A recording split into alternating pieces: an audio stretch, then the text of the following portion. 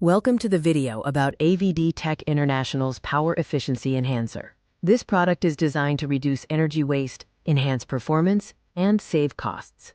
Meet the founder of AVD Tech International, Daniel E. Danlag, a successful businessman and experienced entrepreneur with over 20 years in direct selling. AVD Tech International's main office is located in Lipa City. Here are some views of the facility, including the exterior, a look inside, and a busy gathering area. AVD Tech also has branches in Lucena City, Pampanga, and Butuan City. Furthermore, new offices are opening soon, including one in Bacolod. AVD Tech International is SEC registered, DTI certified, and has a mayor's permit, operating for 2 years and counting. This shows our commitment to legitimacy. Our product adheres to RA 7394, the Consumer Act of the Philippines.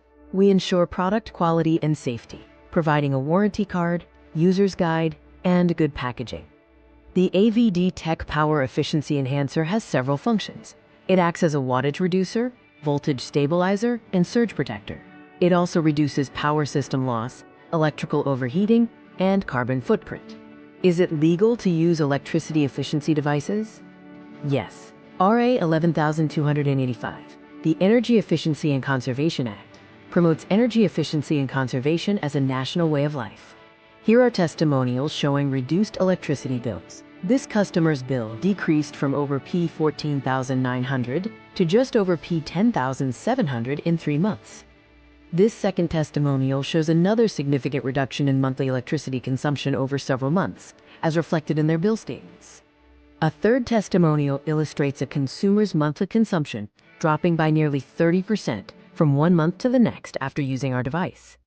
The Power Efficiency Enhancer should always be installed by a certified electrician, as demonstrated by these installation pictures. Watch a product demo to see the Power Efficiency Enhancer in action. Remember its key functions, such as voltage stabilization and power factor correction. So magkakaroon po tayo ng live video presentation itong ating 25 UF power efficiency device, itong ating 50 UF, and then itong ating 100 UF. Hindi po natin ito madedemo kasi po yan po ay ilalagay po natin sa breaker. So meron po tayo ditong representation po ng ating bahay. Makikita niyo po may kontador, meron pong voltage, and then yung ampere, and then yung wattage consumption. So meron po tayo ditong mga socket, and then switch, and then 100 watts na ilaw. Ito pong purpose po ng machine na to or yung demo kit is makita natin kung ano yung consumption ng ating mga appliances kapag sinaksak po natin dito, and ano po ang effect ng ating power efficiency enhancer or power efficiency device. Okay, so ito naman po ay pwede po tayong makasave dito ng electric bills kahit paano, no, na pwede nating pambili ng ibang bagay. Sa Pilipinas po, yan po ang pinakamahal na kuryente, kaya kailangan po natin ng device na to. So hindi naman po bawal itong ating device, ito po mga to, no, dahil meron po tayong tinatawag na the Energy Efficiency and Conservation Act, RA 11285. Hindi po bawal yung ating devices. So, meron po tayong company registration, no? Naka-SEC registered po tayo, DTI, Mayor's Permit, and ang opisina po natin ay nandito po sa Lipa City, no? So, meron din po tayo sa Lucena, we have in Pampanga, we have in Butuan. So, ito po yung mga installation ng aming device. Mas maganda po itong ating 100 UF ay nilalagay po sa breaker. Ayan po, no? Doon sa load side. And then yung ating 50 UF, lalagyan po ng socket. Ito po yung 50 UF. Mas malaki po yung 100 UF. So ito po yung mga example. So ano po ba yung benefits ng power factor corrector device? Pwede nyo pong i-google yan.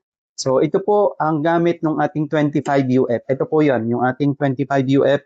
May saksakan po sa ilalim. Ayan, nakikita nyo po. So ito po yung gamit po niya. Pwede po siya sa electric kettle, rice cooker, plancha, portable water heater, ito pong ganitong mga kalan, oven toaster, bawal lang po sa air fryer, digital oven, induction cooker, katulad po nito, bawal po itong gamitin dito sa 25 UF, and then electric pan, and then bawal din pong lagyan ng extension cord, no? So ito pong 50 to 100 UF ay para po doon sa mga appliances na mga may motor or yung inductive. Pero kung gusto po ninyong mas makatipid po talaga sa consumption ng kuryente, mas maganda po na kahit po 3,000 ang bill nyo, gamitin nyo po itong 25 UF at saka itong ating 50 UF na inilalagay po sa breaker. So parang ganito po, no, ilalagay po nyo yan. May sakit po yan, ayan, nandyan. So ano po yung benefits ng ating device? So ito po ay nag-i-improve ng power efficiency kasi po pag mas improve yung power efficiency, mas nakakatipid po tayo sa kuryente. So ito po yung installation without power factor. Kung makikita ninyo, yung voltage and current magkalayo po, no? So nagkakaroon po ng tinatawag na non-regulated current o yung hindi po regulated. Kaya po mas mataas yung ating electricity bill. So mamaya i-demo lang po natin yung ating rice cooker and then yung ating electric kettle, no? So ang maganda din po dyan, eliminates reactive power. Ano po yung reactive power? Ito po yung mga nasasayang na kuryente na binabayaran po natin pero hindi po natin kailangan. So, ganyan po natin maikukumpara yung reactive power. Parang bumili tayo ng beer, yung real power and then yung bula, yun po yung binabayaran natin pero hindi kailangan. So, yan po ang ini-eliminate ng ating power factor corrector. Mamaya po makikita po ninyo kung paano po natin i-demonstrate, no? So, salamat po sa mga nanonood and ang maganda rin po dito, prevents electrical overheating, no? Pag nakalagay po yan sa inyong breaker or ginagamit nyo po yung 25 UF and 50 UF, prevents electrical overheating para iwas sunog din po tayo, no?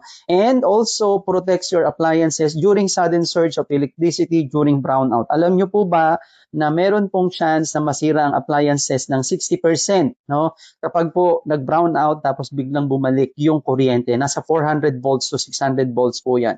Posible pong masira yung ating mga circuit ng TV, no, motor po ng ref and other appliances. Kaya po maganda po yan. And also protects and prolong the lifespan of your appliances. So na pinapatagal din po yung buhay ng ating mga appliances. At the same time ay pinapahaba din po yung lifespan ng ating mga electrical system. And also, as a bonus, pwede po kayong makatipid ng 20% to 45% no, pag normal usage lang po, no, hindi nagdagdag, hindi po nag-add na mga kung ano-anong tawag dito, appliances. So yun po, normal usage pwede pong makababa ng kuryente. Ito pong aming device ay hindi po electricity bill reducer, no, wattage reducer lang po siya. Mamaya i-demo po natin dyan sa ating devices po na yan. And meron po siyang safety features, meron po siyang thermostat control, nagko-control po yan ng overheating para po hindi masunog. And then meron din po siyang fuse protection from too much current. So safe na safe po yung ating device. And meron po tayong warranty, no? Meron po tayong user's guide and meron din po tayong good packaging. So, meron po tayong DTI permit sa mga nagtatanong po, no, hindi po natin kailangan ng DOE certificate dahil meron po tayong DTI na inaalaw po itong i-market, no. Mag 2 years na po yung ating company.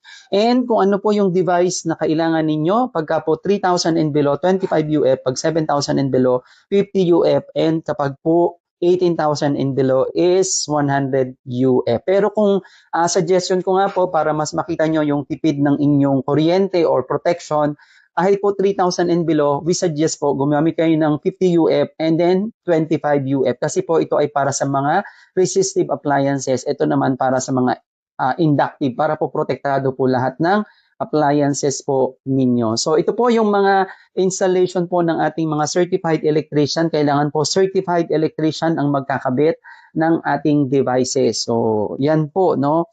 Example ng ating mga testimonials ng nag-reduce po ang electricity. Again, hindi po ito guaranteed. Ano po, kung normal usage, pwede pong bumaba ang inyong electricity bill. Ayan.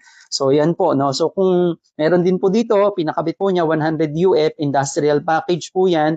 Tatlo ang ginagamit niyang devices, 100 UF, 50 UF, tsaka 25 UF. From 15,300 naging 8,549. Again, ito po ay isang appliances na may balik po sa inyo or hindi po kayo bayad ng bayad sa kuryente, no. Gastos din po talaga ito, no. Kaya lang po ito po yung gastos na merong balik po sa inyo. Itong ating Aptec Power Efficiency Enhancer. So meron po yan. Yan po, meron po tayo sa mga boxes po natin kung ano yung mga instructions. Yan, ito po yan. So ano po yung mga functions natin. Pag po kayo ay bumili po nito, makikita nyo po dyan yung ating function. Wattage reducer, reduce power system loss, reduce carbon footprint, protect appliances from early breakdown from high voltage, voltage stabilizer, loaded with advanced power factor corrector technology, surge protection, function, reduce electrical overheating, maintenance free and improves voltage and ampere performance, no? So meron po tayo ang ating pong building po ay nasa Lipa Commerce Center, Ayala Highway, Lipa City, no? So kung interested po kayong maging distributor din po ng aming product, ay i-contact nyo po ako or kung sino man po ang nag-share po sa inyo ng video po na to para po maging distributor kayo or reseller. So, iyon po, no? So, meron po tayong mga i-discuss po pero ang gagawin po muna natin ay i-demonstrate po muna natin yung ating product, no? Unang-una po dyan, kung mapapansin nyo po, meron tayong ilaw, no? Ito po yung wattage, no? Sorry, wattage and then voltage po, no? 235. Allowed po yan. Positive, plus 10 or minus 10, allowed pa po kasi 220 volts. So, sobra po siya ng 15 volts, no? So, pag binuksan po natin yung ilaw para po makita po natin kung effective po ba yung product natin, ito po ay 100 watts. Ayan, makikita nyo, that is 100. Ngayon, pag ito pong ating devices, pwede nyo pong isaksak sa any outlet, kahit po itong ating 25 UF pag 3,000 and below. Ngayon, isaksak lang po natin dito, no? Ayan po, no? Makikita po natin. Yun pong ating 100 watts, naging 67 watts na lang po. Any electrical outlet, kasi isa lang naman po ang ating electrical outlet sa bahay. So, yan po yung ating 25 UF. And then, kung ititestingin po natin yung ating 50 UF, no? Ito po yung ating 50 UF. Wala po itong saksakan sa likod. Ito po yung kinakabit sa breaker. And pag sinaksak po natin yung ating 50 UF, makikita po ninyo, yung 100 watts, naging 43 watts na lang po siya. So, yan po yung gamit po ng ating 50 UF and 25 UF na device. Okay, so try po natin naman yung ating electric kettle. Okay, so yan po. So pag sinaksak po natin yung ating electric kettle, ito po, no? Ayan, makita nyo lang po yung wire. Ito po yung electric kettle natin. Okay, so sasaksak po natin para po makita po ninyo kung ano po yung consumption. Ayan, on po natin. Okay, so ang consumption po is 1,425 watts. Okay, so makikita nyo po nakailaw po yung ating electric kettle and ang gamit lang po nito ay pwede nyo pong isaksak dito directly dito po sa pinakailalim, meron po yung socket, no? So ang gagawin po natin, bubunutin po natin yung ating electric kettle. Okay? Saksak po natin dito sa may pinakailalim, yung socket niya. And ito po yung isasaksak po natin, no? So disclaimer lang po, kung kayo po ay init ng tubig ng 1 minute, direkta, mas mabilis. Pero pag dito po ay abutin po ng 2 minutes.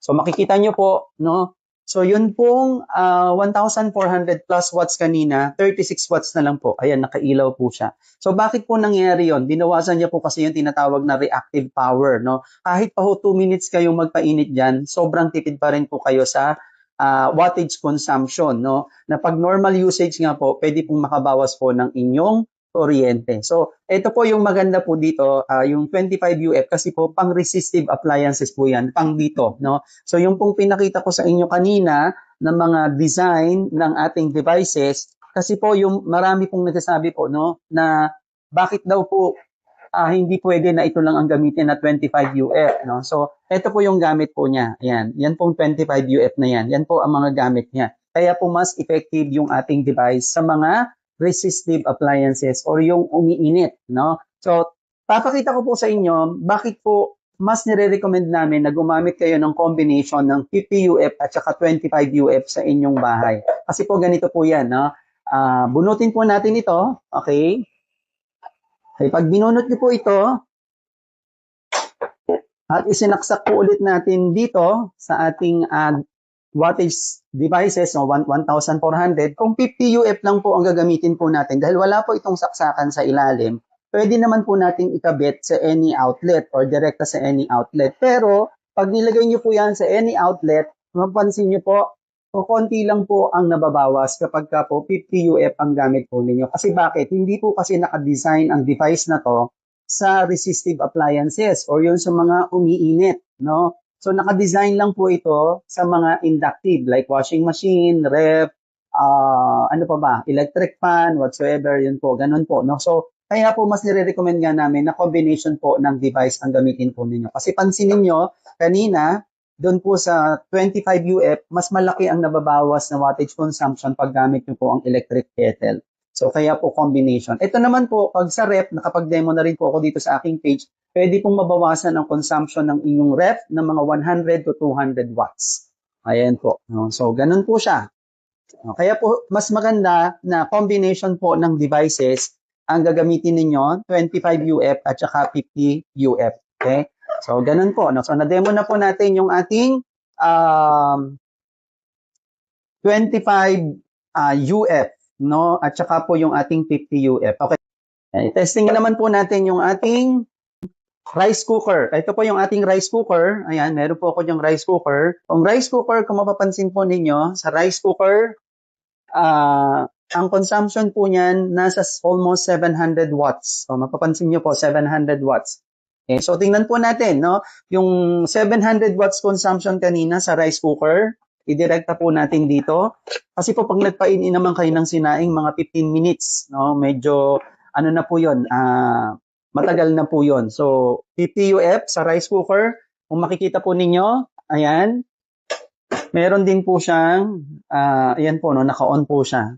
Ayan po. So, almost 37 watts na lang po or almost 40 watts kapag po gumamit po kayo nitong aming power efficiency enhancer, no? So, makikita nyo rin po sa ikot ng kontador na bumabagal po yan. Mabagal po yan kanina, okay? O, tingnan nyo po, mabagal po yung ating kontador. Ayan po, no? 37 watts. Pero idirekta po natin yung, tingnan nyo po yung maigi, yung ikot ng kontador. Ayan, makita natin yung kulay itim, mabagal po siya. Okay, hintayin lang po natin. Ayan po. Pero kung ididirekta po natin yung ating rice cooker dito sa ating demo kit, okay, mapapansin po ninyo, ayan, ayan po, mabilis po yung ikot ng kontador. Ayan, mapansin nyo po. Mas mabilis po yung ikot. No, kumpara nyo po kanina kasi ano po almost 700 watts ang nagagamit po ninyo. No, so yan lang po yung ating demonstration. Now, let's explore how you can get started with AVD Tech International. There are 7 ways to earn with AVD Tech International. Outright income, referral bonus, matching points bonus, one-leg bonus, monthly subscription bonus, leadership bonus, and capping bonus. The residential package includes one 25 microfarad resistive unit for 5,498 Philippine pesos with no membership fee. The commercial package offers one 25 microfarad and one 50 microfarad unit for 13,750 Philippine pesos, also with no membership fee. The industrial package provides one 25 microfarad, one 50 microfarad, and one 100 microfarad unit for 33,250 Philippine pesos with no membership fee. Please note this important disclaimer. The income figures shown are real, but earnings are not guaranteed and depend on the effort and dedication of each member. The first way to earn is the outright commission. This table shows the suggested retail price, the member's price, and your outright commission for individual units and packages. Dahil sa Power Efficiency Enhancer, nakatipid ako sa maintenance at humaba ang lifespan ng appliances. Wow! Ang ganda talaga ng benefit ng Power Efficiency Enhancer na protektahan na yung mga appliances namin sa bahay, bumaba pa yung bill namin. Grabe. Dahil sa Power Efficiency Enhancer, meron na akong savings. Tignan mo naman, nakakatuwa, 'di ba?